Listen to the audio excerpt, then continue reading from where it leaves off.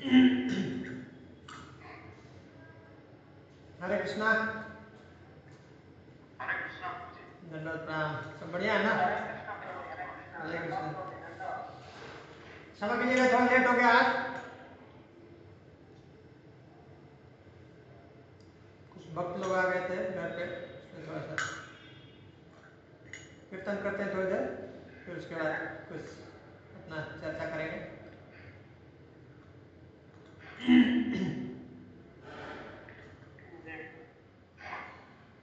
जय राधा माधव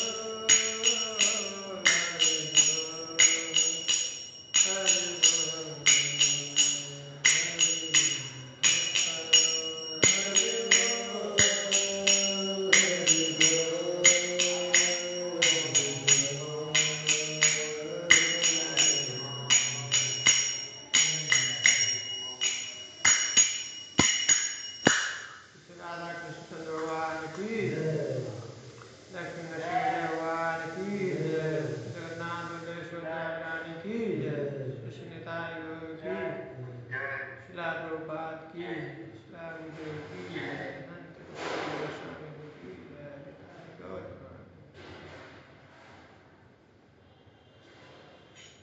हरे कृष्ण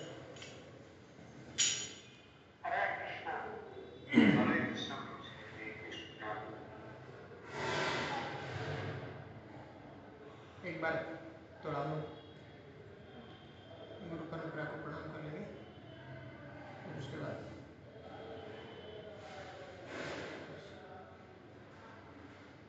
चिंतन करेंगे।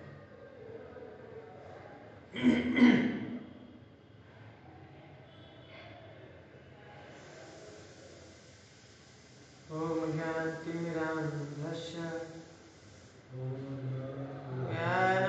ज्ञानाञ्जनशलाकया चक्षुरुन्मिलितं येन तस्मै श्रीगुरुवे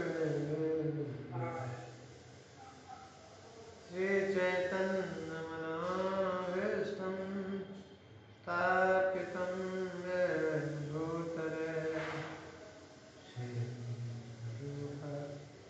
श्रीरूपकदामयं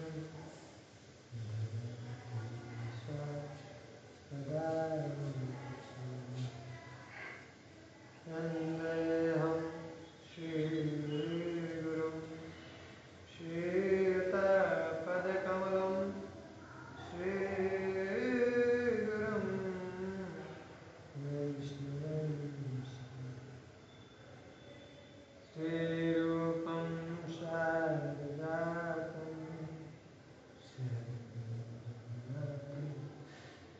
वितं तं सद्वैतं सावधूतं परिजनसहितं कृष्णचैतन्यदेवं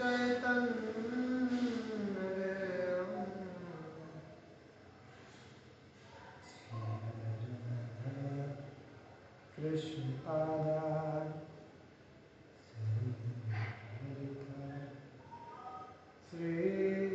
श्रीशकान् हे कृष्ण करुणा सिंधु दीनबंधु जगत्पते गोपिकाकान्त श्रीराधाकान्त नमोस्तुते तप्तकाञ्चन गौराङ्गी श्रीराधे वृन्दावनेश्वरी विश्वनाथदेवी प्रणमामि हरिप्रिये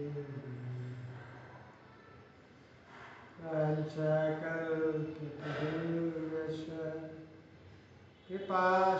कृपासिन्धुरेव च पतितानां पावनेभ्यो वैष्णवेभ्यो नमो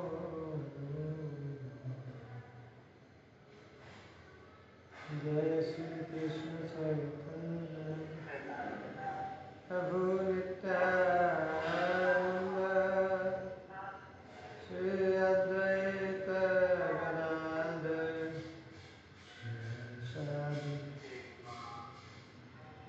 श्रीवासादि भक्तवृंद हरे कृष्ण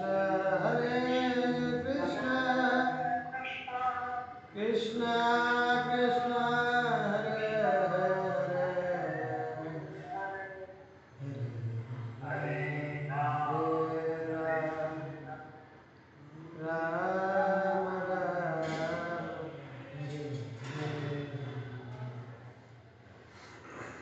हरे हरे कृष्ण कृष्ण कृष्ण हरे हरे हरे राम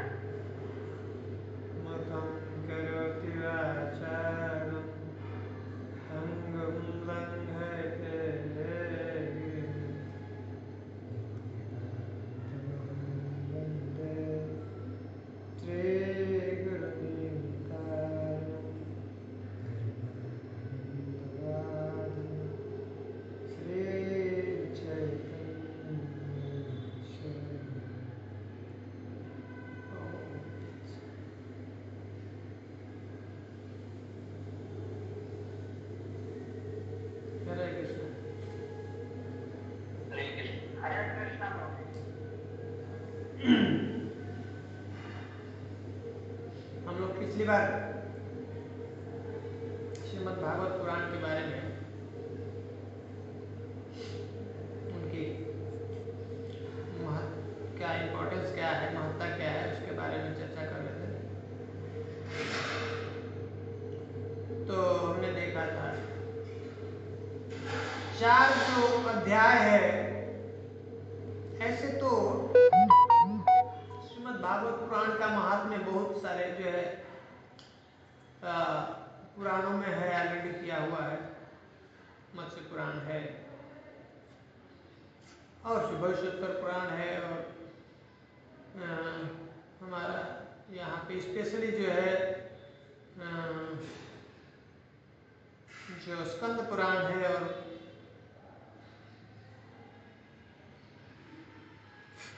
पद्म पुराण है, उसमें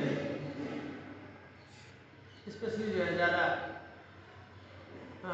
अच्छे से बताया। 4 अध्याय में जो स्कंद पुराण में वर्णन किया है श्रीमद् भागवत पुराण का जो महात्म्य है, और 6 अध्याय में पद्म पुराण। तो हम लोगों ने देखा था स्कंद पुराण में जो महात्म्य बताया, पिछली बार हम लोगों ने सुना था। कुछ याद है आप लोगों को, क्या हमने चर्चा किया?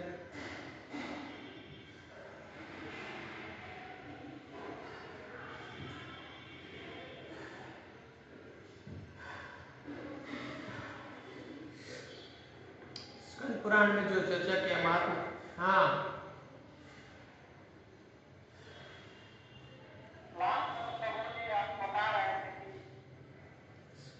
स्कंद पुराण में जो महिमा बताया है, जो उनके जो वज्रनाभ जी हैं कृष्ण भगवान के, जो ना बेटे हैं प्रद्युम्न जी, और प्रद्युम्न के बेटे अनिरुद्ध, और उनके बेटे वज्रनाभ जी हैं, उनको कथा सुना रहे। पहली बार उद्धव जी कथा सुना रहे। कहाँ पे? जो कुसुम सरोवर है, हाँ गोवर्धन में, कुसुम सरोवर है गोवर्धन की तलहटी में सुना रहे। तो एक प्रश्न आ सकता है हम लोगों के मन में, हम लोग पहले भी सुने थे, आगे भी हम लोग देखेंगे, पढ़ेंगे, तो एक चर्चा का विषय हम लोगों के दिमाग में प्रश्न आ सकता है। क्या? पहले व्यासदेव जो है 4 वेदों की रचना करते हैं, फिर उसके बाद 17 पुराण की रचना करते हैं, और महाभारत की रचना करते हैं। उसके अंदर सब भगवद गीता और इतिहास की और सब पुराणों की रचना करते हैं। लेकिन उसके बाद भी उनका मन शांत नहीं रहता है। वो जो है हृदय में जो एक संतुष्टि होती है, जो प्रसन्नता होती है, जबकि ये बहुत बहुत बड़ा कार्य है, बहुत बड़ी जो है ऐसा जो वो एक अचीवमेंट है, बहुत ऐसी बहुत बड़ी उपलब्धि है किसी के लिए ऐसा रचना करना। उसके बावजूद भी उनके मन में संतुष्टि नहीं है। तो तब क्या करते हैं? कौन किसका दर्शन होता है? उनके गुरु का। कौन है उनके गुरु? नारद जी। तो उनसे प्रश्न करते हैं कि आप तो जो है सब जगह जा सकते हैं, सबके हृदय में प्रवेश कर सकते हैं, आप देख करके बताइए मेरे हृदय के अंदर ये जो कंटा है, कष्ट है, ये उसका निवारण कीजिए। क्या, क्यों ऐसा हमको ऐसा हो रहा है? सब कुछ हमने कर दिया, उसके बावजूद भी हमको क्यों नहीं प्रसन्नता हो रही? तो तब वो कहते हैं कि श्रीमद् भागवत पुराण जो है, भगवान का तुमने अच्छे से ग्लोरिफिकेशन नहीं किया, अच्छे से प्रशंसा नहीं किया, बड़ाई नहीं किया, करो। ठीक है? तो एक प्रश्न आ सकता है ना कि ये तो पहले ही 17 पुराण तो शायद पहले ही लिख दिया वेद व्यास ने, उसमें सब पद्म पुराण है, स्कंद पुराण, सब बाद में ये श्रीमद् भागवत पुराण की रचना। तो पहले ही उसका महात्म्य कैसे बता दिया? पुराण तो अभी प्रकट ही नहीं हुआ श्रीमद् भागवत पुराण, है ना? प्रश्न उत्तर देखिए, समझ में आ रहा है मैं क्या कहना चाह रहा हूँ, पूछ रहा हूँ?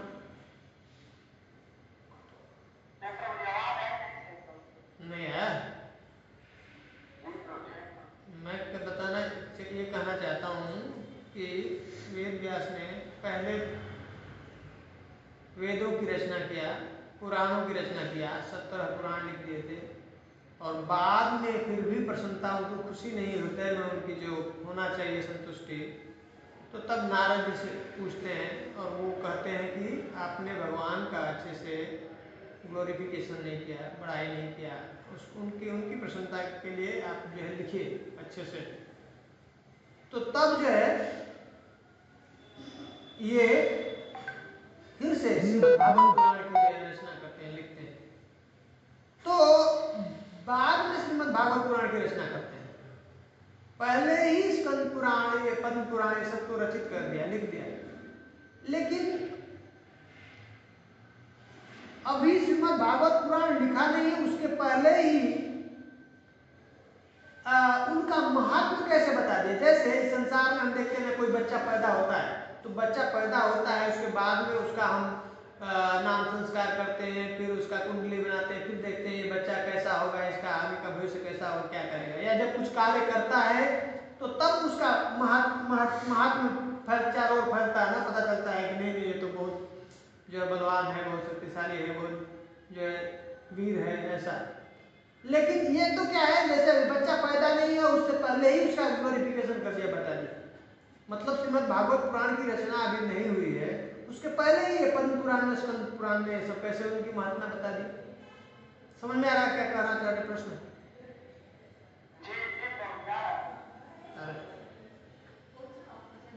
तो क्या इसका उत्तर क्या है? हाँ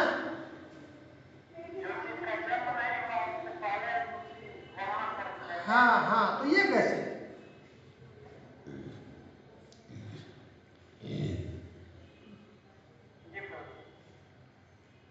तो श्रीमद्भागवत पुराण में पहले भी बताएंगे, आगे हम लोग जब ये अभी आगे पढ़ेंगे उसमें उनका जो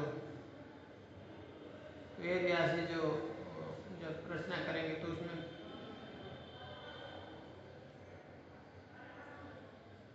मंगलाचरण में ऐसा बताते हैं, जन्माद्यस्य जतः जन्माद्यस्य जतः चार्थेष्वभिज्ञः स्वरा तेने ब्रह्म हृदय आदि कवये मुह्यन्ति यत्सूर्य। क्या कह रहे हैं?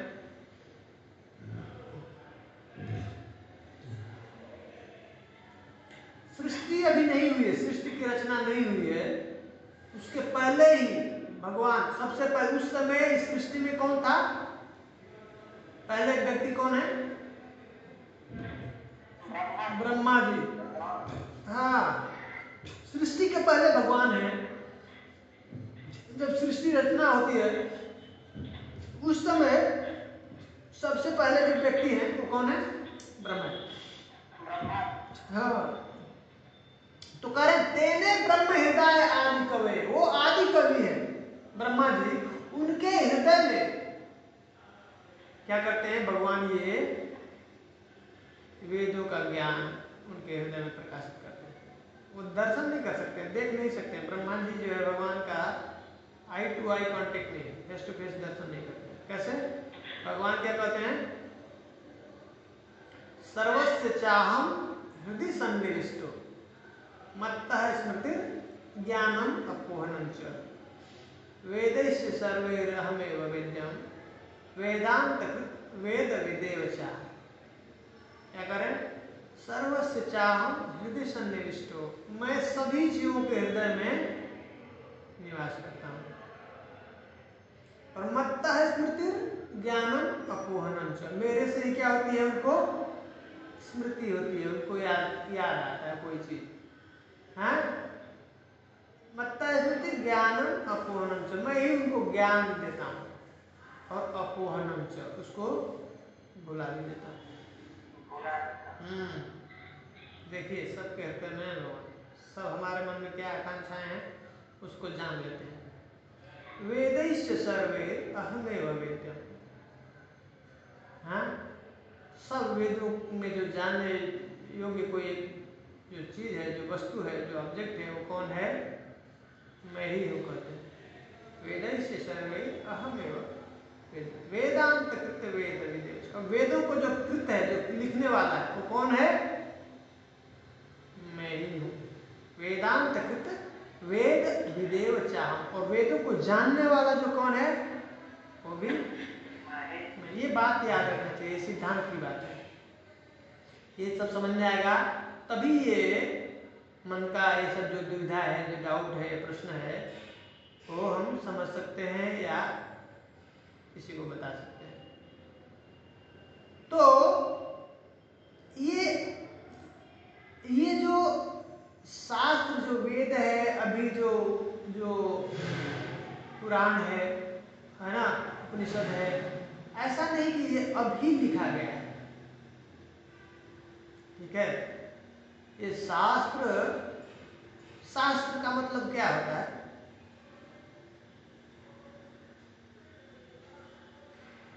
एक शस्त्र होता है और एक शास्त्र होता है।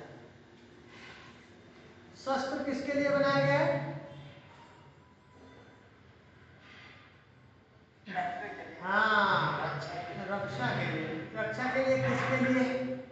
शस्त्र। शस्त्र उसके लिए है जो व्यक्ति शास्त्र से नहीं समझता है, उसके लिए शस्त्र का उपयोग किया जाता है, ठीक है। जैसे गेट के ऊपर हमने लिख दिया अंदर आना मना है, और कोई भैंस है, गेट खुला है और भैंस आ रही है, तो उसको समझ में आ गया क्या लिखा है, वो क्या करेगी? अंदर चली जाएगी ना। तो उसको समझाना है कि अंदर नहीं आना है, तो क्या करना है हमको? शस्त्र का डंडा दिखाना पड़ेगा, नहीं?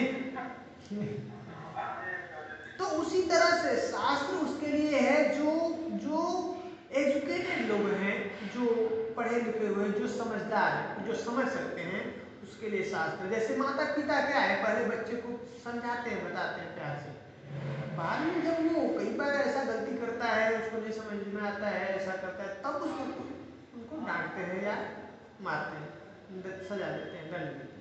तो दंड तब होता है जब उसको प्रेम से बातें जो बताई गई नहीं समझता है, तो हमको दंड का व्यवस्था भगवान ने दिया। यहाँ पे भी जो है ये जो जेल है या जो डिपार्टमेंट जेल पुलिस है या और भी जो भी दंड का यहाँ पे व्यवस्था है किया गया है, उसी के लिए किया गया है। बाकी जो सभ्य लोग हैं उसके लिए ऐसा कुछ दंड का विधान नहीं है। जो गलत कार्य करते हैं, जो क्राइम करते हैं, अपराधी हैं, है ना, उनके लिए ये पुलिस डिपार्टमेंट है जो उनको दंड देती है, गवर्नमेंट ने ऐसा बना। उसी तरह से भगवान ने भी ऐसा व्यवस्था किया है। तो पहले शास्त्र दिया, जैसे एक गाड़ी बनती है या मोबाइल बनता है या लैपटॉप बनता है, तो लैपटॉप के साथ या गाड़ी के साथ जब बना, तो उसके साथ साथ जब बनाते हैं ना, तो गाड़ी को कैसे चलाना है और उसके लिए रास्ते पे जब चलेंगे तो कैसा नियम क्या होना चाहिए, कैसे उसको चलाएगा, क्या फॉलो करेगा, उसके साथ साथ ये नियम कानून भी आ जाता है। समझ में आ रहा है बात?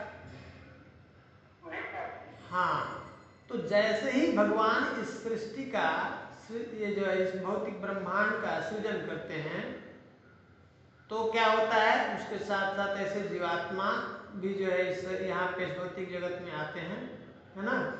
ऐसे सब 84 लाख योनियों का जन्म होता है। उसी समय उसी के साथ साथ ये क्या होता है, शास्त्र का भी सृजन हो जाता है। तो ये शास्त्र कैसे हैं? शाश्वत है। अब ये क्या होता है, ये कलयुग से पहले और सब जो युग होते हैं उसमें क्या होता है, ये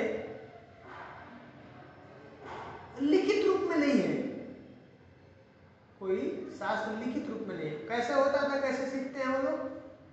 जाके गुरु के पास में ऐसे श्रवण करके, और उनको श्रुतिधर कहा जाता था। श्रुतिधर मतलब एक बार जो सुन लिया वो उसको जीवन भर याद रहता, तो वो भूलता नहीं था, ठीक है।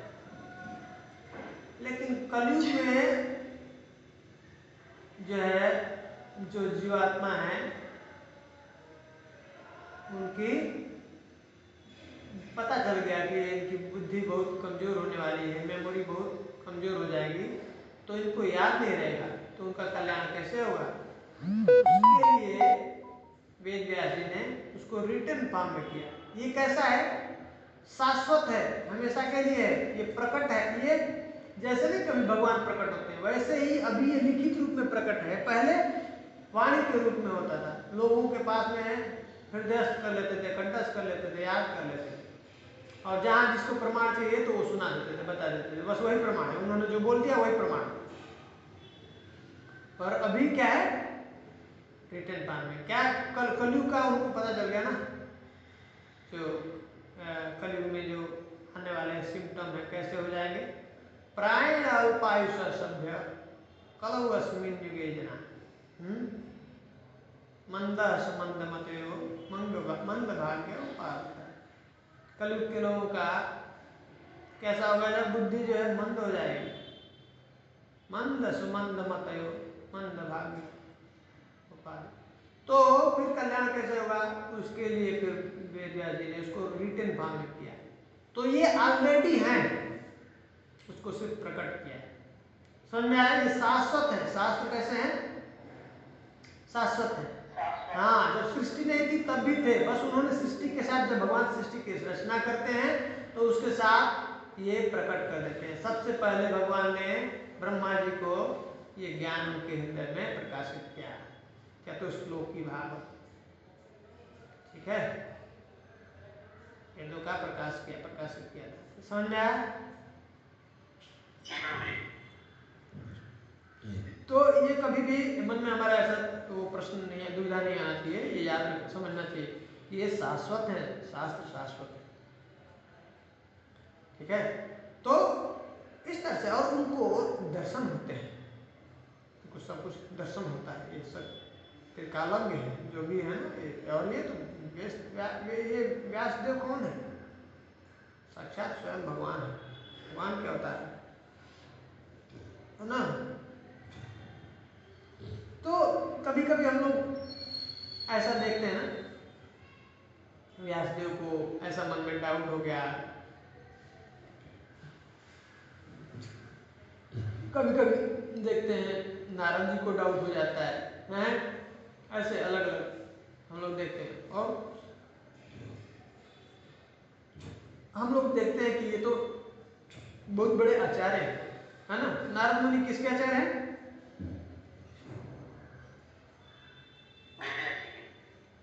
भक्ति के आचार्य, ठीक है, भक्ति का प्रचार करने के लिए आएंगे। अभी बताएंगे, अभी भक्ति महारानी से भेंट होगा ना, तो भक्ति महारानी अभी कष्ट में है, अभी उनका हम लोग अभी वो करेंगे, महात्मा सुनेंगे ना अभी, उसमें पद्म पुराण में जो बता रहे हैं। तो कहते हैं भक्ति महारानी से, कहते हैं कि मैं आपको हर घर में स्थापित करूंगा, आपके जो महिमा को आपको, हाँ, घर में जन में मैं स्थापित करूंगा। अगर मैंने नहीं स्थापित किया तो मैं सच्चा हरि का दास नहीं। तो बहुत पावरफुल है। तो हम लोगों के मन में प्रश्न आ सकता है, तो ये मैं बार बार बताता हूँ, क्यों बताता हूँ, ये जान लेना चाहिए कि कभी भी हमको संशय नहीं होना चाहिए इनके ऊपर कि अरे ये ऐसे बड़े व्यक्ति हैं और उनको भी ऐसे भ्रम होता है। तो सच में उनको भ्रम नहीं होता है, लेकिन ये प्रभु भगवान उनको एक निमित्त मात्र बना करके हमारे जैसे जीवों के लिए, हमारे जैसे जीवों को रास्ता दिखाने के लिए, ऐसे उनको भ्रमित करते हैं, उनको भ्रम में डालते हैं, और उनके द्वारा ऐसे कार्य करवाते हैं जिससे हमको शिक्षा मिलती है और हम गलती करते हैं अपने जीवन में। समझ में आई बात।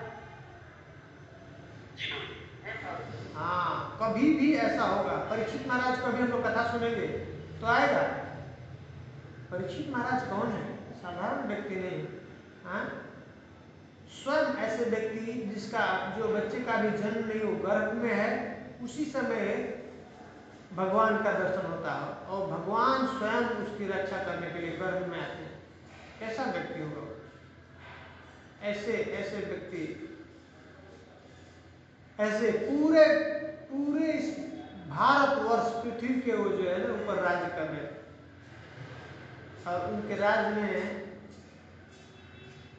कहीं पे भी ऐसा जगह नहीं था जहाँ कली कली का ऐसा प्रचार प्रसार हो पाए, वो वहाँ पे बढ़ पाए, ऐसा सुंदर उनका शासन था।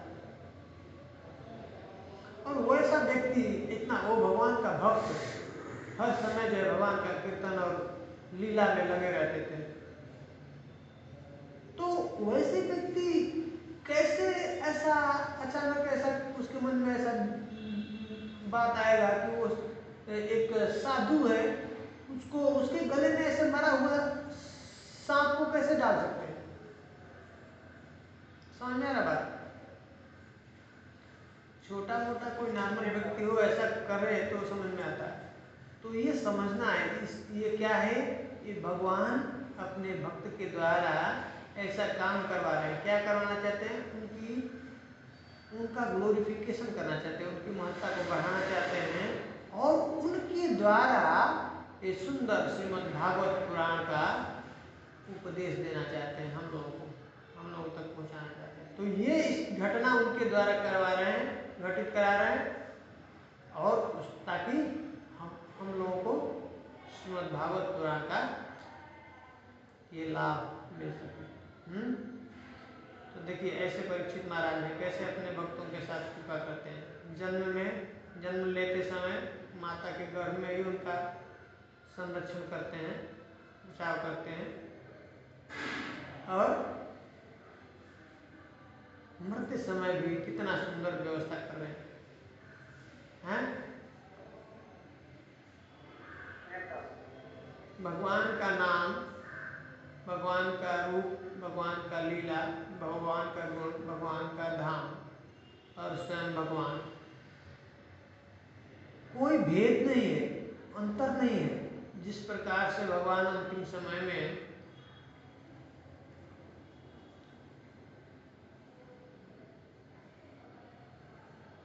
भीष्म पितामह के सामने खड़े हैं और वो शरीर छोड़ रहे हैं, उसी प्रकार से लीला के द्वारा, भगवान की कथा के द्वारा भगवान स्वयं प्रकट है परीक्षित महाराज के सामने। देखिए अपने भक्तों के साथ उनको कैसे, उनके जाने के समय में भी कैसा सुंदर व्यवस्था किया, कथा का श्रवण करते हुए और शरीर का त्याग कर, शरीर को छोड़कर। ये भगवान, ये जो है ऐसे कृपा करते हैं भगवान अपने भक्तों को। ये बहुत सुंदर जीने का और शरीर को छोड़ने का जो है ऐसा व्यवस्था है। तो कभी भी देखेंगे अर्जुन के साथ, अर्जुन के साथ क्या हुआ? अर्जुन को क्या लगता है? वो अर्जुन भ्रम में था, भ्रम में पड़ने वाला था, उसको कंफ्यूजन था, डाउट था? ऐसा नहीं है। जो प्रभु के साथ जिसका संग है, वो नित्य पार्षद है, उसको कैसे भ्रम हो सकता है? वो भ्रम में नहीं पड़ सकता है। लेकिन प्रभु ऐसा उनके साथ करवाते हैं। क्यों करवाते हैं? ताकि हम लोगों का कल्याण हो। तो अर्जुन को जब भ्रम हुआ तो क्या हुआ, क्या मिला हम लोगों को? भगवत गीता मिली। और उनके बच्चे के बच्चे, उनके पोते को जब भ्रम हुआ तो श्रीमद् भागवत, हाँ। और युधिष्ठिर महाराज को जो भ्रम हुआ, युद्ध जब खत्म हुआ तो तब उनको, यहाँ पे अर्जुन को क्या हुआ था? मोह हुआ था, है ना? मोह था, मैं कैसे अपने गुरुजनों के ऊपर कैसे मैं शस्त्र चलाऊंगा, उनको कैसे मार सकता हूँ? मेरे माता पिता, ये पितामह हैं, मेरे दादाजी हैं, प्यार से मुझे पाला, उनकी गोदी में जो खेल जो बैठ करके खेला करता था, उनके ऊपर कैसे मैं बाण चलाऊंगा? अभी क्या हो गया? मोह। हाँ, ये अपने ही मेरे संबंधी हैं, कैसे मैं इनको मार सकता हूँ और कैसे सुखी रहूंगा? मार नहीं चाहिए। मैं तो इससे अच्छा कि मैं ऐसे जंगल में जाकर के ऐसे भीख मांग करके जीवन बिता दूं। तो क्या हो गया यहाँ पे? अर्जुन को मोह होता है ना? अब मोह होता है तो उसको दूर करने के लिए, ये बहुत पावरफुल है, बहुत इंपॉर्टेंट है। ये भगवत गीता, श्रीमद् भागवत पुराण, ये सब साधारण नहीं है, समझना चाहिए। उसी तरह से हम लोगों के जीवन में जंग है, लड़ाई चल रही है। ये बाहर की लड़ाई नहीं है, अंदर की लड़ाई है। इस संसार में क्या है, महाभारत कहाँ पे भगवत गीता को बोला भगवान, जहाँ एक दूसरे के दोनों जो है जान लेने के लिए रेडी है। साधारण बात नहीं है। वैसे ही हम संसार में हैं, यहाँ पे हर एक पग पे जंग है, लड़ाई है, वार छिड़ा हुआ है। इसलिए हमको अगर इसमें जीतना है, विजय प्राप्त करना है, तो अर्जुन ने क्या कहा, करिष्ये वचनम तव, प्रभु मेरा सब जो भी मोह था अभी क्या है, खत्म हो चुका है। नष्ट मोहो स्मृति लब्ध्वा, मेरा मोह नष्ट हो गया, और जो मेरी बुद्धि खराब हुई थी अभी क्या हो गई, वापस आ गई।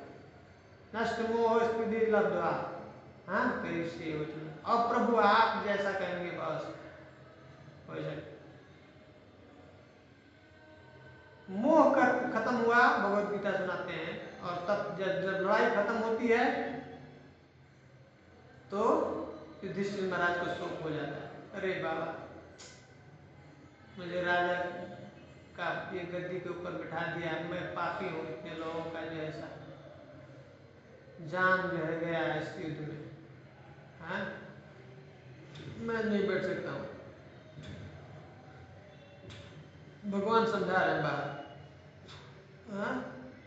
कृष्ण के रूप में बाहर से समझा रहे हैं युधिष्ठिर महाराज को कि तुम चिंता मत करो, ये तुम उसके कारण नहीं हो, लेकिन अंदर से बैठ करके परमात्मा के रूप में उनको बता रहे हैं क्या, समझना नहीं, मानना नहीं मेरी बात को। तो यहाँ पे क्या होता है, उनको युधिष्ठिर महाराज को शोक हो जाता है, और शोक को दूर करने के लिए इनको कहाँ पे लेके जाते हैं, भीष्म पितामह के पास लेके जाते हैं। भीष्म पितामह ग्लोरीफाई करना चाहते हैं और वो ज्ञान दिलाना चाहते हैं जो हमको समाज को चाहिए। वहाँ पे जा करके सब क्या होता है, स्त्री धर्म क्या है, राज धर्म क्या है, सब अलग अलग धर्म की जो है सुंदर से व्याख्या करते हैं। तो हम ये बताना चाह रहे हैं कि ये सब शुद्ध भक्त हैं भगवान के, और शुद्ध भक्त को कभी भ्रम नहीं हो सकता है ना। तो ये जो हो रहा है, या कभी हम शिव जी के बारे में देखते हैं, ब्रह्मा जी के बारे में ऐसा सुनेंगे, ऐसा हम लोग अभी आएगा आगे भी, तो इसलिए हम सतर्क कर रहे हैं, बता रहे हैं बार बार, ऐसा देख उदाहरण कि ये याद रखना चाहिए कि कभी भी उनको भ्रम नहीं हो सकता है। वो मात्र एक हमको लेसन दिखाने के लिए, सिखाने के लिए भगवान उनसे ऐसा प्रेरणा देते हैं, उनको गलती करवाते हैं, ताकि हम जैसे भी लोग समझ जाए, सीखें उससे। ठीक है,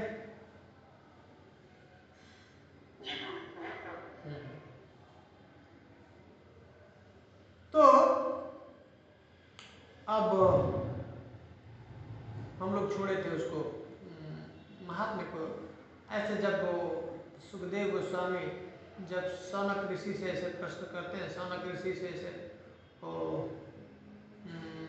सौनक ऋषि जो है प्रश्न करते हैं ऐसे सुत गोस्वामी से, ऐसे जब कथा चलने वाली होती बताते, तो वहाँ पे कहते हैं कि ये कथा जो है नारद जी ने भी सुना था, किससे, सनक आदि ऋषि से। ठीक है, पिछली बार हमने बताया था, अलग अलग कंफ्यूजन ही है, सनक ऋषि और सनक आदि ऋषि और सौनक ऋषि अलग अलग है दोनों, कंफ्यूजन नहीं होना चाहिए। तो वो पूछते कि ये कब उन्होंने कब सुन लिया नारद जी ने, तो तब वो कथा बताते हैं कैसे कि नारद जी जो है एक बार ऐसे भारत भ्रमण पे थे, ऐसे घूमते घूमते घूमते घूमते सब जो है तीर्थ स्थानों पे जाते हैं, भ्रमण करते हैं, काशी है, प्रयाग है,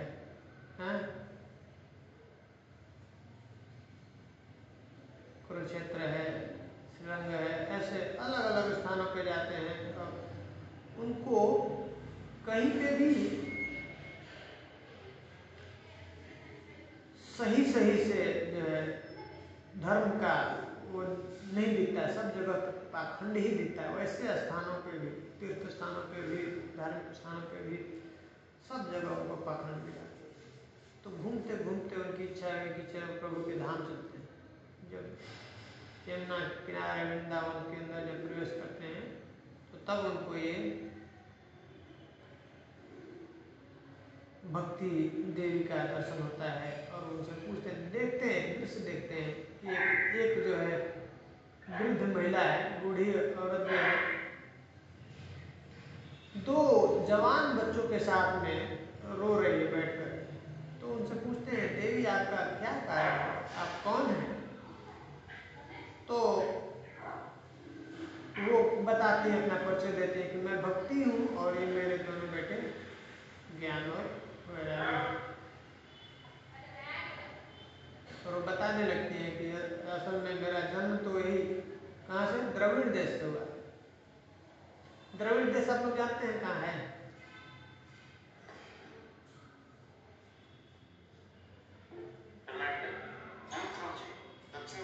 हाँ, दक्षिण भारत में कहाँ?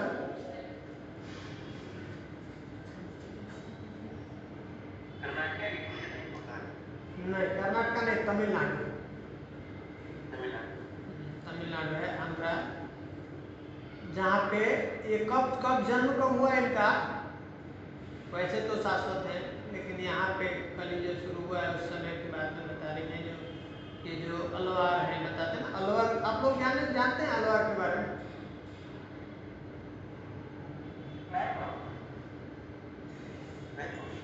नहीं जानते ना? आप लोग सर्च कीजिएगा। एक अलवार अभी भी जीवित है और कलयुग के अंत तक वो रहेंगे। सतयुग का निर्माण होगा तब वहाँ पे समाधि में है। 12 अलवार हुए हैं ये साउथ में। ये साक्षात भगवान के अलग अलग जो उनकी पैराफर्नेलिया है ना, जैसे गदा है, शंख है, उनका जो आसन है, बैठते हैं ऐसा उनका कौस्तुभमणि जो माला है, अलग अलग उनके जो अंग हैं, अंगों के ऊपर जो शरीर के ऊपर जो धारण करते हैं, उनके वो अवतार है। एक तो डायरेक्ट लक्ष्मी देवी ही है। उन्होंने बहुत सुंदर रचना किया है यहाँ पे और भक्ति का बहुत अच्छा प्रचार किया। वहां से जन्म हुआ, ठीक है। और वहां तो बोलते जन्म हुआ, वहां से बढ़ी यहाँ पे फली बहुत, इनको बहुत मतलब फली फूली यहाँ पे जो बहुत सुंदर हो गई, युवती होगी, जवान होगी। कहाँ पे? कर्नाटक में। कर्नाटक में तब जो है अपना कनकदास जी है, दास और ये लोग अपना इधर बहुत सुंदर वो चल रहा था, भक्ति तेजी से आगे बढ़ रहा था। और ऐसे करते करते बोलती है वहाँ पे गई महाराष्ट्र में, तो तब थोड़ा मुझे सम्मान मिला। और आगे जैसे जैसे मैं गुजरात की ओर गई, मैं बूढ़ी हो गई, जर्जर हो गई। तब मुझे याद आया कि मुझे भगवान के धाम चलना चाहिए। तो जब वो वृंदावन में प्रवेश की तो वापस फिर से भक्ति महारानी जीवती हो गई, ठीक है। तो कहते हैं कि धन्य है वृंदावन, आज भी अभी उसकी ऐसी महिमा है जहाँ पे भक्ति ऐसी फल फूल रही। तो कहती कोई बात नहीं, चिंता मत करो, भगवान हैं जैसे उन्होंने सबका लाज रखा, द्रौपदी का लाज रखा, पांडवों का लाज बचाया, हाँ प्रहलाद का, ऐसे ध्रुव का जिन्होंने ऐसा रक्षा किया, गजेंद्र का रक्षा किया, आपका भी रक्षा करेंगे। हम ये कहते हैं कि आप ऐसा उपाय कीजिए, व्यवस्था कीजिए जिससे हम तीनों लोग सुखी हो पाए। भक्ति भी मैं भी खुश रहूं और हमारे साथ मेरे बच्चे भी ज्ञान और वैराग्य भी हृष्ट पुष्ट हो जाए, स्वस्थ हो जाए। तो कहते हैं कि ठीक है, जरूर मैं इसका उपाय दूँ। और तब ढूंढते ढूंढते वो कहाँ पे चले जाते हैं? बद्रिकाश्रम। बद्रिकाश्रम में जो है इनका मुलाकात किसके साथ होता है? ये सनक आदि ऋषि, सनक जो है ना, 4 भाई है, सनक, सनातन, सनक और सनंदन, ठीक है। तो तब वो कहते हैं आपको अभी ये जो भ्रम अभी कैसे हुआ, आप ही तो बताने वाले हैं। जब व्यासदेव को इतना चिंता लगा हुआ था, अज्ञान के सागर में गोते लगा रहे थे, तब तो आपने जाकर के उनको सिखाया, बताया और बोला कि भागवत करो, भागवत। हाँ, आपको ही ऐसा फिर से आपको इसके ऊपर कैसे असर होने लगा? तो तब कहते हैं ठीक है, हमको भागवत सुनाइए। तो कहते हैं कहाँ करेंगे? तो ये लोग जाते हैं, कहाँ पे भागवत करते हैं? हरिद्वार।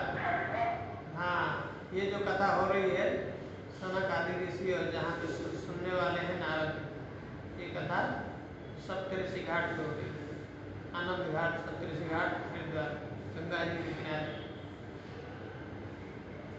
यहाँ पे सब लोग सब जगह से आ रहे हैं। कथा जैसे ही शुरू होती है, महात्मा खत्म करते हैं, इसका पहला ही अभी अध्याय शुरू करने वाले थे, तब तक भक्ति प्रकट हो जाती है और ज्ञान और वैराग्य भी साथ में आ जाते हैं। और जाके उनसे पूछते हैं सनक आदि ऋषि से, मेरा स्थान कहाँ, मैं कहाँ बैठूँ? तो कहते हैं आप भक्ति देवी जो है भगवान को प्रकट करने वाली है, भगवान को वश में करने वाली है। जिसके हृदय में आप बैठ जाएं तो क्या होगा? भगवान से हम आ जाएंगे। तो आप जाइए, रसी के जो है भगवान के जो भक्त हैं उनके हृदय में आपका स्थान, वहाँ पर बैठिए। और ऐसे कथा सुना रहे हैं, बता रहे हैं, सुनाते सुनाते प्रश्न कर देते हैं नारद जी, तो क्या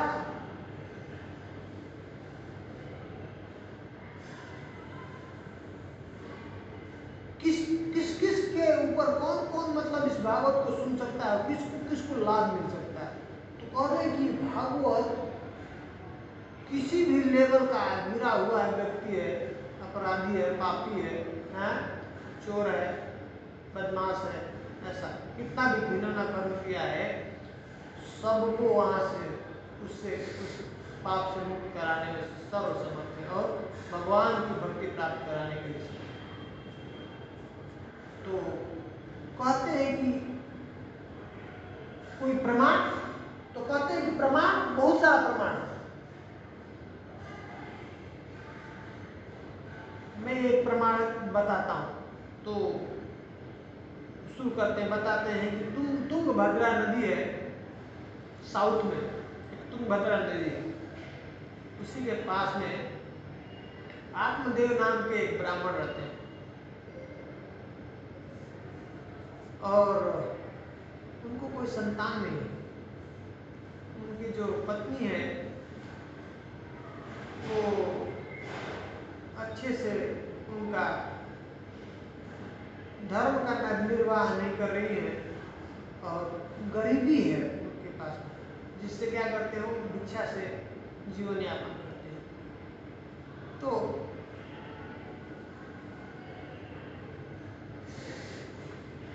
एक दिन उनके मन में ऐसे बहुत कष्ट होता है, दुख होता है, रोने लगते हैं और सोचते, एक दिन ऐसे ही बाहर जंगल की ओर गए होते हैं और एक जलाशय है उसके पास में, ऐसा चिंता करते हैं, सोचते हैं कि अब मैं क्या फायदा है कि गृहस्थ आश्रम का, जब घर में कोई बच्चे नहीं है तो जीने का क्या मतलब। सोचते हैं कि मैं इसमें डूब करके अपना जान दूंगा, कोई फायदा नहीं। तो जब ऐसे ही सोचते हैं, वहाँ पे स्वयं भगवान ही प्रकट होकर के कैसे ब्राह्मण के रूप में, साधु के वेश में जाते हैं और उनसे पूछते हैं क्या क्या परेशानी है, क्या कष्ट है, बताइए। तो अपना दुख बताते हैं उनके साथ। तो कहते हैं आप चिंता मत कीजिए, उनको एक फल देते हैं, कहते हैं फल लेकर के जाइए और फल जो है अपनी पत्नी को खिला दीजिएगा, जिससे आपको संतान हो। तो और खुश होते हैं और जा करके अपनी पत्नी को बताते हैं और उनको फल देते हैं, कहते हैं कि आप ये फल खा लोगे तो जिससे गर्भ धारण हो जाएगा। लेकिन उनकी पत्नी का नाम धुंधली रहता है, धुंधली। तो धुंधली को कैसा है, वो सोचने लगती है, अरे बाबा ये क्या है कि गर्भ धारण करेंगे तो फिर से मेरा शरीर भारी हो जाएगा। हाँ, कुछ ऐसे चोर उर आ गए गांव में तो मैं भाग भी नहीं पाऊंगी ऐसा। हाँ, और पूरा शरीर खराब हो जाएगा फिर। हाँ, अभी आजकल सोचते हैं ना हमारा ऐसे बच्चे पैदा करेंगे तो हमारा जो सुंदर शरीर है वो खराब हो जाएगा। और कहीं ऐसा सुखदेव गोस्वामी की तरह से कोई अगर आ गया तो 12 साल तक हमारे पेट में ही बना रहेगा। नहीं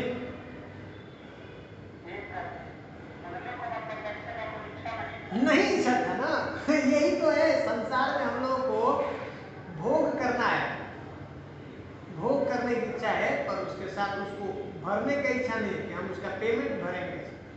हाँ, इंद्रिय तृप्ति करना है पर हमको बच्चे नहीं कर रहे हैं। अभी आज के संसार में सबसे बड़ा पाप चल रहा है। प्रभुपाद जी कहते हैं 2 पाप रुक जाए, अगर ये भ्रूण हत्या रुक जाए और गो हत्या रुक जाए तो ये आज भी कलयुग में राम राज्य हो जाएगा। कहीं किसी को किसी प्रकार का कष्ट नहीं होगा, पूरा वैकुंठ हो जाएगा। अभी ये संसार में सब जो कुछ भी हो रहा है उसका एक ही मात्र कह रहे हैं कि बहुत ही खतरनाक तरीके से ये भ्रूण हत्या चल रहा है। और इतना ज़्यादातर एक ऐसा जो गो हत्या जो किया जा रहा है उसका ही कारण सब जितना भी यहाँ पे अशांति है, ये बड़े बड़े सूखा, भूकंप, ये बाढ़, सुनामी, ये अलग अलग युद्ध, ये जो भी हो रहा है उसका ही कारण प्रकृति छोड़ेगी। तो ऐसे ही थी, तो उसको बड़ा चिंता हुआ, क्या करूँगा ये, क्या करूँगी ये खा करके, गर्व नहीं करना है। तो उसने अपनी बहन को, वहीं पे बहन उसकी रहती थी पास में और उसका घर ऑलरेडी था, तो बोली क्या करूँ बहन, ये ऐसे मेरे पतिदेव बोल रहे हैं। तो बोली चिंता मत करो, तुम नाटक कर लो, पेट के ऊपर सब कुछ कपड़े बांध देना और बताना कि मेरा गर्भ हो गया, धारण कर ली हूँ, और ये जो है ना ये काम करेंगे, गाय को खिला देंगे और मेरा बच्चा होगा ना तो मैं तुम्हें दे दूंगी और तुम बोल देना कि हाँ बच्चा हो गया। तो बोले ठीक है। और इस तरह से वो कुछ समय बाद में जो है उनके उसका बच्चा होता है और ये बच्चा उनको दिखा देती है और तब ये खुश हो जाते हैं बहुत। और कुछ ही समय बाद जो है वो गाय को जो खिलाया था, गाय को भी बच्चा होता है, गाय से भी बच्चा होता है और वो बच्चा भी बिल्कुल बहुत सुंदर, बहुत तेजस्वी, बहुत ही विद्वान होता है। तो इस बच्चे का जो धुंधली के बहन के द्वारा जो बच्चा होता है उसका नाम उस अपने नाम के ऊपर रखती है, क्या रखती है उसका नाम, धुंधकार। वो बहुत बदमाश, बहुत बड़ा बदमाश होता है, धुंधकारी होता है, बहुत बड़ा आतंकवादी होता है। और जो गाय से बच्चा होता है, जो फल जो खिलाया होता है उससे उसका नाम क्या क्या है,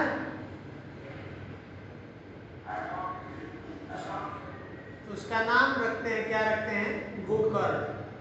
उनका कान जो है ना गाय की तरह से बड़ा होता है, इसलिए उसका नाम गोकर्ण रखते थे। वो बहुत ही सुंदर, बहुत ही अच्छे भक्त होते हैं, बहुत उनका ऐसे पढ़ाई लिखाई करते हैं और बहुत ज़्यादा उनका नाम हो जाता है।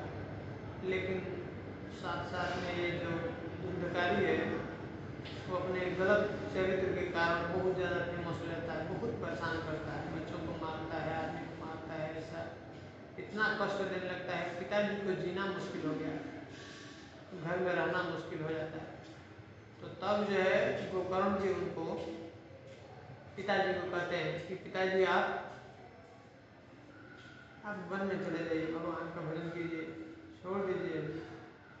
तो गोकर्ण जी के कहने से वो भगवान के भजन में चले जाते, लग जाते। लेकिन इधर माता उनकी हैं जो धुंधली है, बहुत उनको टार्चर करता है, बहुत परेशान करता है। एक दिन ऐसी स्थिति आती है कि वो जान अपना ऐसे आत्महत्या कर लेती है, जो कुएं के अंदर कूद करके अपना जान। और वो क्या करता है, ऐसे अलग अलग ऐसे 5 वेश्याओं को अपने घर में जाकर रखता है और उनकी इच्छा के लिए, उनकी इच्छा की पूर्ति के लिए तरह तरह लोगों के जो है ऐसे उनके साथ गलत कार्य करता है, उनको लूटता है, मारता है, सब प्रकार के गंदे कार्य करता है। हाँ? जाकर के राजकोष के भी वहाँ से भी चोरी करता है। तो इनको एक दिन ऐसा चिंतन होता है कि ये ऐसा कार्य करता है, कभी राजा के जो सिपाही पकड़ लिए इसको, हम लोगों को भी आएंगे चेक करने के लिए, देखने के लिए, तो हमको भी जेल में डाल देंगे। तो ऐसा सोचते सोचते क्या किया, इनको सब एक दिन प्लान करके इसको मुंह में सोया था, उसके मुंह में ही आग डाल करके जला करके और मार दिया। और मार करके घर के अंदर ही गड्ढा खोद करके और उसको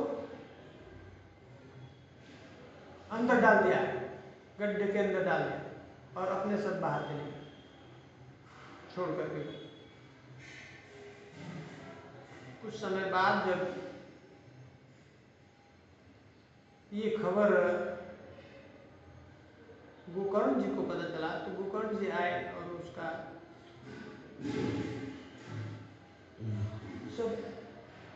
सब जो अंतिम क्रिया है वो किए। लेकिन कुछ दिन बाद जब वो वहाँ पे घर में रुक रहे थे, तो उनको अलग अलग तरीके का जो है ना दृश्य दिखाई दे रहा था। कोई अलग अलग रूप में, कभी हाथी, कभी ऐसे अलग अलग जो है रूप में उनको ऐसे जो जीवात्मा दर्शन हो रहा था। तो उन्होंने क्या किया, अपने जल को जो है लेकर के अभिमंत्रित करके उन्होंने ऐसे प्रक्षालन किया।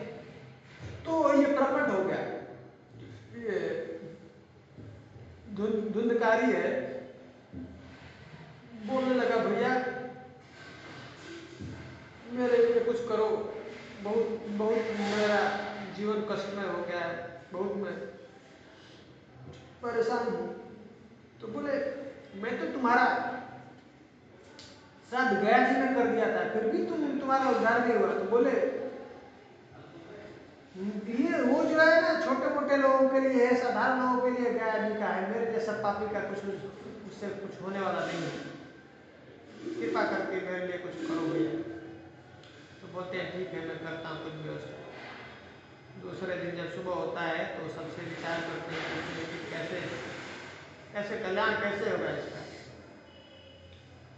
तो तब सब लोग बोलते हैं आप जैसा विद्वान और दूसरा कौन है, आप भी बताइए।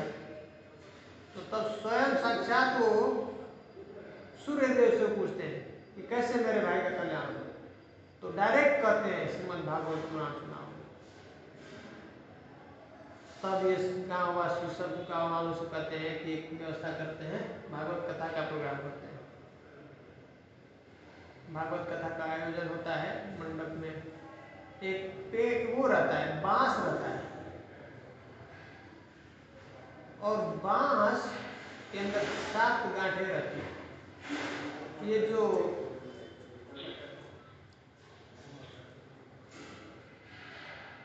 धुंधकारी है उस बांस के अंदर ही जाकर के बैठ जाता है। तो कथा शुरू होती है, एक एक दिन कथा जैसे खत्म होती है, एक एक गांठ फटती जाती है। और जैसे ही कथा समाप्त हो जाती है 7वें दिन, विमान आता है, वैकुंठ से विमान आता है उनको लेकर जाने के लिए। धुंधकारी का स्वरूप पूरा बदल जाता है, उसका वो जो है ना देव स्वरूप में आ जाता है और प्रणाम करता है गोकर्ण जी को।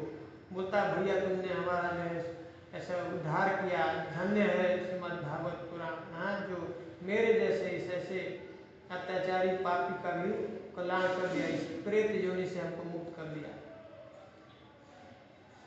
और वो भगवत धाम जाने लगे, वो विमान आए, जो विष्णु दूत आए उनको लेकर के जाने लगे। लेकिन गोकर्ण जी हैं, उनके मन में ये प्रश्न हुआ कि कथा तो सबने सुना, विमान एक क्यों आया, है ना?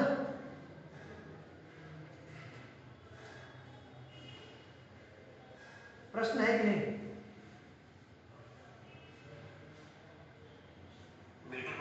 है ना? हमको तो लगता है प्रभु जी, हमको तो लगता है कि वो क्या कर रहे हैं कि विमान तो जितने लोग सुन रहे थे सबके लिए आना चाहिए ना, ये तो अन्याय है ना? तो जो विष्णु दूत आए थे उन्होंने बोला, भैया इसका कारण यही है कि जिस तरह से, जिस तन्मयता से, जिस तल्लीनता से धुंधकारी ने कथा सुना, कथा का श्रवण किया, वैसे और सब लोगों ने श्रवण नहीं किया। बीच बीच में मोबाइल पे बात कर रहे थे, कभी कभी उनकी इच्छा होती थी तो वो उठ करके कहीं घर पे चले जाते थे, कुछ काम आ गया उसमें चले जाते थे। तो तन्मयता नहीं है हमको कथा सुनने। बोले अगर सब लोग वैसे ही, जैसे जितना व्यग्रता से, जितना तल्लीनता से कथा ये धुंधकारी ने सुना है, अगर सब लोग सुनेंगे तो सब लोगों के लिए विमान आएगा, सब लोग जा सकते नहीं। तो हमको लगता है अगर ऐसा होने लगे तो कथा में भीड़ नहीं आएगी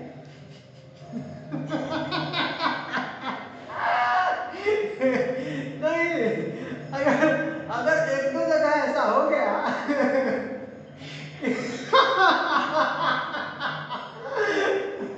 नहीं है कि नहीं? अगर एक दो जगह न्यूज में आ गया कि ये कथा करते हैं और यहाँ पे ऐसे हैं कि सब जो कथा सुनने वाला है उनके लिए आया और सब भगवत धाम गए तो सब डर जाएंगे क्योंकि जाना नहीं चाहते हम लोग, नहीं कथा सुनना चाहते हैं पर जाने के लिए रेडी नहीं है कि नहीं बात? अच्छा, एक प्रश्न और आ सकता है कि आजकल कथा होती है उसमें तो कोई बांस फटता नहीं है ना? तो उसका उत्तर है कि हो सकता है प्रेत कोई हो ना उसमें बैठने वाला बांस है कि नहीं? प्रेत कोई सुन ही नहीं रहा होगा समझ आ रहा है मैं क्या कहना चाह रहा हूँ?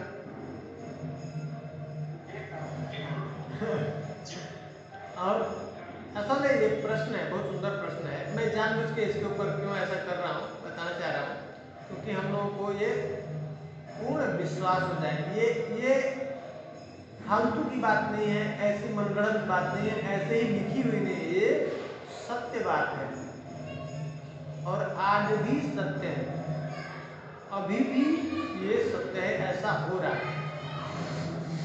ठीक है, ऐसी बहुत सारी घटनाएं हैं, अभी हैं, कुछ ही समय पहले की हैं, जहाँ पे कथा ऐसा हुआ है और ऐसी बांसें फटी है और उस जो प्रेत का वहां से कल्याण हुआ, उद्धार हुआ है। एक जगह नहीं, कई जगह ऐसे हैं जो अगर योग्य व्यक्ति है, ऐसा जो पूर्ण समर्पण है भगवान को और उससे कथा सुनेंगे तो जरूर कल्याण निश्चित, इसमें कोई संदेह नहीं। तो तब अब सब लोग, सब जो है, सब जितने भी सुनने वाले फिर से सब आते हैं और फिर से एक बार और कथा जो है वो करनी करते हैं और सब लोगों ने बहुत तल्लीनता से, तन्मयता से सुना कथा को और सुनने के बाद सबके लिए, इतने भी सुनने वाले सबके लिए विमान आता है और सब विमान में बैठ करके भगवत धाम जाते हैं। और गोकर्ण जी के लिए स्वयं साक्षात स्वयं भगवान आते हैं, भगवान अपनी गोद में बिठा करके उनको आते हैं। ये महिमा है श्रीमद् भागवत पुराण कि हमारे जैसे लोग क्या ऐसे ऐसे बड़े से बड़ा जो पापी है, दुराचारी है और प्रेत योनि में भी चला गया है, उसका भी उद्धार करने के लिए सब समझते हैं श्रीमद् भागवत पुराण। ठीक है, तो हाँ, हम लोग बहुत भाग्यशाली हैं, हम लोगों को ऐसा भगवान का कृपा हो रहा है, उनको ऐसा मौका प्राप्त हो रहा है श्रवण करने के लिए, सुनने के लिए। तो हम लोग ऐसे आगे फिर से इसको कंटिन्यू करेंगे, धीरे धीरे ऐसे आगे हम लोग श्रीमद् भागवत पुराण का ऐसे हम लोग चर्चा आगे बढ़ाएंगे, ऐसे हर संडे करते जाएंगे। और किसी का अगर कुछ इसमें बीच में प्रश्न होता है तो उसको हम लोग समझने का प्रयास करेंगे। किसी का अगर कुछ प्रश्न हो, कुछ डाउट हो, कुछ मन में दुविधा हो तो पूछ सकते हैं। किसी प्रकार कोई भी मन में किसी प्रकार का प्रश्न हो, हम कोशिश करेंगे उसको।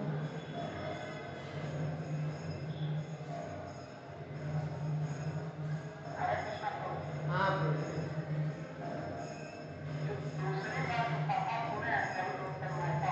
हाँ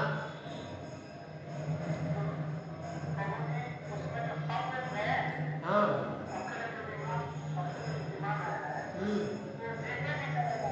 सब जीते जी गए, सब प्रहलाद जो ध्रुव महाराज है, ध्रुव महाराज भी जीते जी गए। जब गए तो वो जो विमान आया, विमान पर चलने से पहले मौत आई, मौत के ऊपर, मृत्यु के सिर के ऊपर पैर रख करके और गए।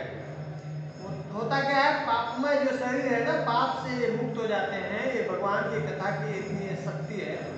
तो हमारी जो शरीर है, स्पिरिचुअल शरीर है, वो मैनिफेस्ट हो जाती है। स्पिरिचुअल शरीर के द्वारा ही हम भगवत धाम जा सकते हैं, ये शरीर में नहीं जा सकते। तो ये शरीर जो है अभी भौतिक शरीर है, अब भगवान के संपर्क में आते आते अब ये भगवतमय पूरा कृष्णमय शरीर हो जाती है। तो वो जो हमारी ओरिजिनल शरीर है वो फिर से मैनिफेस्ट हो जाता है। उस स्पिरिचुअल शरीर से हम भगवत धाम जा सकते हैं। ठीक है, तो मृतक शरीर जो जड़ शरीर है उससे उसके थ्रू नहीं जा सकता। तो ये भगवान के नाम के, भगवान के गुण के, भगवान का लीला का ये प्रभाव है, महिमा है कि ये जो जड़ वस्तु को भी चेतन बना देती है, एकदम स्पिरिचुअल कर देती है, मैनिफेस्ट हो जाता है वहाँ पर। ठीक है, हाँ समझ में आएगा।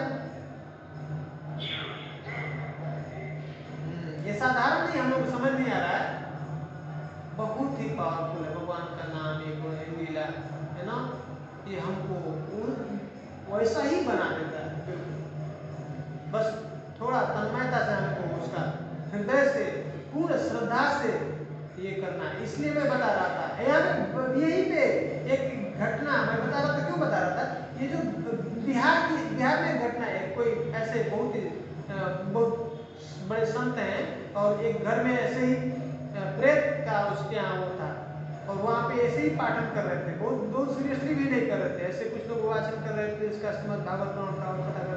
अभी 4 ही दिन हुआ था और 4 ही दिन में जो है वो बांस फटा और वहाँ से वो आवाज हुई जोर से, सब जो सुन रहे थे वहाँ से भाग गए और फिर उसके बाद से सब शांति हो गया और स्वप्न आया, तो जो था वहाँ पे फंसा हुआ मुक्त हो गया।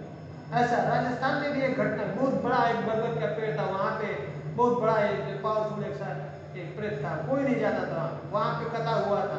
और वहाँ पे भी एक जो डाल है उस पूरा बहुत जोर से ऐसे बहुत मोटी थी और वो टूट करके गिर गई।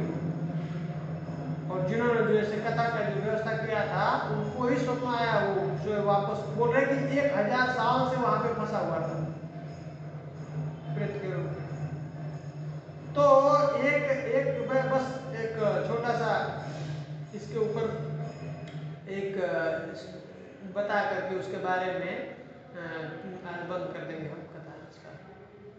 एक बार एक ब्राह्मण एक राजा जो है ब्राह्मण को बुलाता है कथा के लिए, और कथा समाप्त होती है। कथा समाप्त होने के बाद वो पूछता है कि ये बताओ, जब सुखदेव गोस्वामी ने कथा सुनाया है ना, तो क्या हुआ? परीक्षित महाराज को भगवत धाम गए, लेकिन आपने कथा सुनाया तो क्या हुआ? हमको तो कुछ हुआ नहीं। तो या तो कथा सुनाने वाले में प्रॉब्लम है, या तो सुनने वाले में, और नहीं तो भागवत में। समझा रहा? तो ब्राह्मण जी क्या, राजा को तो कुछ बोल नहीं सकते, भाई तुम्हारे अंदर प्रॉब्लम है, और भागवत को कुछ बोल नहीं सकते, प्रॉब्लम किधर है? अपने अंदर। अब कुछ कैसे बता सकते हैं कि मेरे अंदर प्रॉब्लम है? तो बोला मुझे ये प्रश्न का उत्तर चाहिए, एक हफ्ता में अगर नहीं बताया तो हम फांसी की सजा। तो बोला अभी क्या करें, तो जीवन अभी ऐसा हो गया तो जीने का कोई फायदा नहीं। वो घर छोड़ करके चला गया और बहुत उदास था, चिंता में पड़ा हुआ था, क्या करेंगे। तो उनके पास में एक व्यक्ति आता है और कहता है क्या बात है, क्यों इतने उदास हो, किस चिंता में बैठे? तो वो अपने सब मन की बात बताता है। तो कहता है जाओ राजा को तुम बोल देना, मेरे गुरु जी आएंगे, वो बताएंगे, प्रश्न का आपके उत्तर देंगे।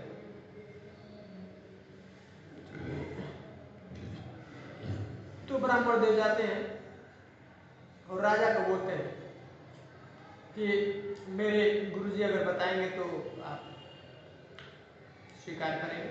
बोला हाँ, हमको तो उत्तर से मतलब, कोई भी बताए। तो बोला ठीक है।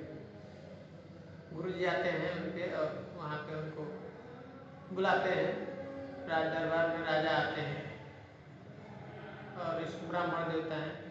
तो राजा को क्या करते हैं, बात को पहले उनका हाथ, दोनों हाथ को बंधवा देते हैं, और फिर उसके बाद तो ब्राह्मण है उसका भी हाथ बंधवा देते हैं। दोनों का हाथ बंधवा दिया और फिर ब्राह्मण को बोलते हैं कि तुम जो है राजा के हाथ को खोल दो, है ना? समझ आ रहा है? तो बोले कैसे, मेरा तो हाथ बंधा है, हाथ खोलेंगे तभी तो मैं खोल पाऊंगा। राजा को बोला आप खोल दीजिए उनकी हाथ को, ब्राह्मण को। तो बोला कैसी बात करते हो, पहले हाथ बंधवाते हो फिर बोलते हो खोलने के लिए?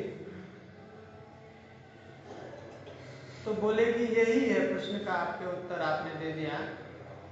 देखो एक व्यक्ति अगर ऑलरेडी बंधा हुआ है, उसका हाथ बंधा हुआ है और दूसरे का भी हाथ बंधा हुआ है, तो कैसे दूसरे को खोल सकता है? एक व्यक्ति का हाथ खुला होना चाहिए। अगर दूसरा व्यक्ति बंधा हुआ है, उसको अगर खोलना है, मुक्त करना है, तो एक व्यक्ति पहले उसका हाथ खुला होना चाहिए, मुक्त होना चाहिए, तभी तो खोल सकता है। समझ में आ रहा भाई? तो ये कथा जो है जब तक हम मुक्त आत्मा से नहीं सुनेंगे, जो मुक्त हो चुका है, जो बंधा है, बंधन में खुद ही फंसा है, वो दूसरे के बंधन को कैसे मुक्त कर सकता है? खोलने के लिए हमको क्या करना है? मुक्त जो मुक्त आत्मा है उसके साथ हमको श्रवण करना पड़ेगा, तब जो है हमारा बंधन खुल सकता है।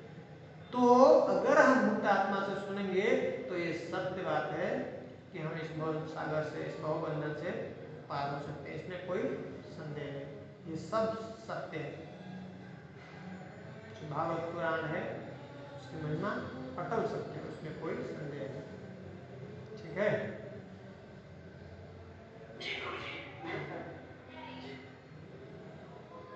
तो अगर किसी का कुछ प्रश्न नहीं होगा तो हम लोग आज यहीं पे विराम करेंगे, अगली बार से फिर हम आगे शुरू करेंगे, कंटिन्यू करेंगे। किसी का कुछ प्रश्न है लेंगे, नहीं तो एक बार हरे कृष्ण महामंत्र करके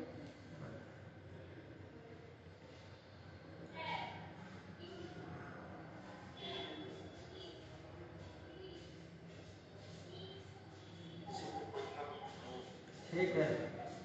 चलिए बहुत सुंदर बात है। प्रश्न रखना नहीं है, देखिए प्रगति होनी चाहिए, हम लोगों की प्रोग्रेस होना चाहिए। जो भी हम लोग कर रहे हैं इसका एक ही मात्र उद्देश्य है, हम कृष्ण के चरणों के करीब जाए। एक एक दिन हम लोग एक एक स्टेप आगे पहुँचे। मन में कोई द्वंद्व, किसी प्रकार का द्वंद्व, कोई दुविधा, कोई किसी प्रकार का उलझन नहीं होना चाहिए, है ना। क्लियर रहेगा, जितना श्रद्धा हमारा स्ट्रांग रहेगा उतना तेजी से हम भगवान के चरणों के पास जाएंगे। ठीक है, ठीक। तो बेधड़क बेहिचक कुछ भी प्रश्न है यहाँ पे हम लोग कर सकते हैं, ठीक। उसके लिए हम पूछते रहते हैं। एक बार हरे कृष्ण मंत्र करेंगे। हरे कृष्णा कृष्णा कृष्णा हरे हरे, हरे राम राम राम हरे हरे। जय श्री प्रभुपाद, जय श्री हरे कृष्ण।